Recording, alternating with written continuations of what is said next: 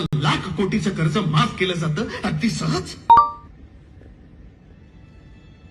आणि हा माझा शेतकरी काही हजारांसाठी मग विहीर, शेतातलं एखादं झाड, कीटकनाशक, दोरखंड, रस्ता, रेल्वे हा पर्याय निवडतोच आहे.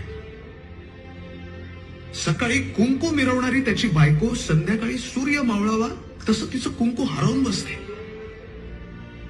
एका रात्रीत पोरं अनाथ होतात. म्हातारी कोतारी त्यांच्या तरण्या पोरांचं मढ उचलतात. म्हणजे एकीकडे जावयाला एक सायकल देता आली नाही म्हणून आत्महत्या केलेला शेतकरी, आणि दुसरीकडे लग्नात भेट म्हणून 2-2 कोटींची घड्याळ मिरवणारी काही लोक.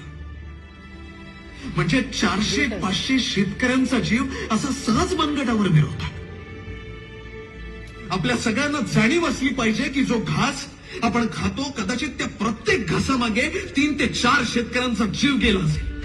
आपल्या घरात जो भाजीपाला येतो त्याच्यामुळे कोणीतरी अनाथ झालं असेल. विधवांची एक मोठी रांग रणकी बनून गाववाड्यात बिनचेहऱ्याची फिरत असेल.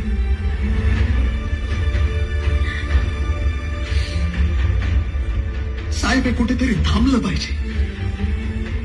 आणि हे थांबण्यासाठी या देशात शेतकऱ्यांसाठी कायदे झाले पाहिजे. 12-14 लाख कोटीचं कर्ज माफ